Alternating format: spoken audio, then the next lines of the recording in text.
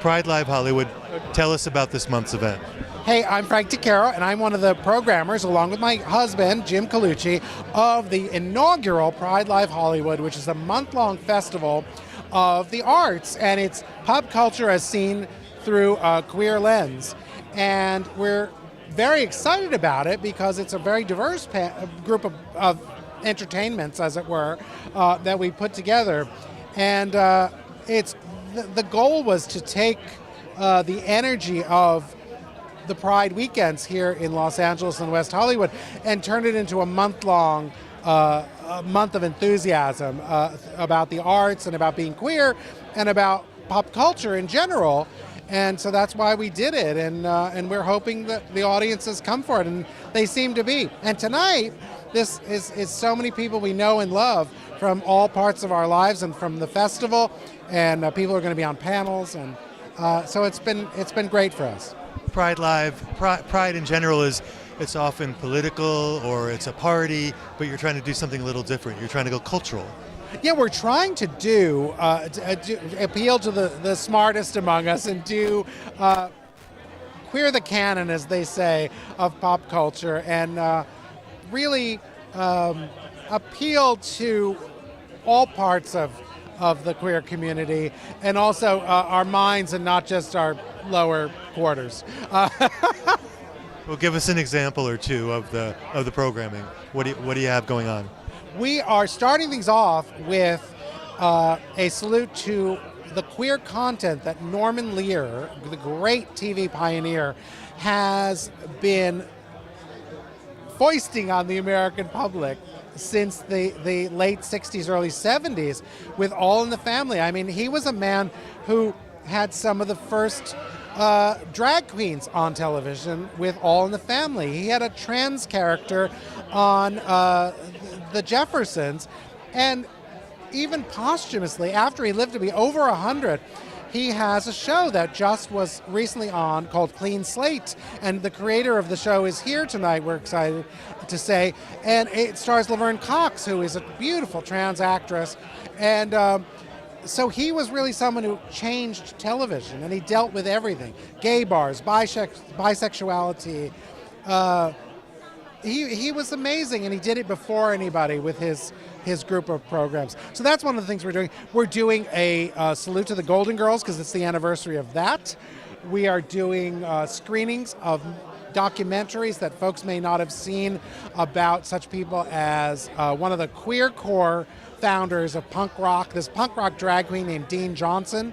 We're showing The Big Johnson. We're going to show a movie that's about Patricia Field, who is the costume designer of Sex and the City and many other things.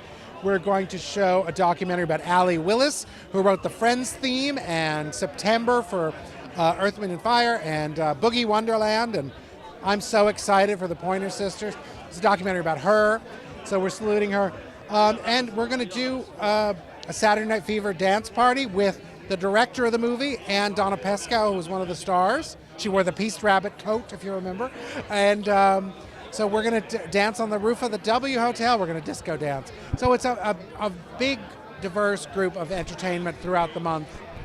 What's funny is Pride Live Hollywood, it sounds like it should be an event that's been around for 20 years. Why is it new now? What's going on now that makes this the right time for it? Well, we wanted to do a festival of the arts because something we always loved every summer in LA has been on pause for a while, Outfest, which was the gay and lesbian film festival. And we loved it so much, that communal aspect where you would go for over a week. Every night you'd see people you were dying to run into, and you would be exposed to all this amazing gay stuff that kind of got you up to speed on what people were creating and what people were enthusiastic about. So with that being gone, or at least on hold for a while, we thought, well, there's this place for Pride to continue all month and for us to come together as a community. And I think after COVID, and at times where the community, and so many communities feel under attack, coming together with like-minded people who are enthusiastic about themselves and their community and the future will be very empowering to people. And I hope that that's what they'll get at a Pride Live Hollywood. Last question. Yes. Is it political? Is it political? I think being queer is political by showing up.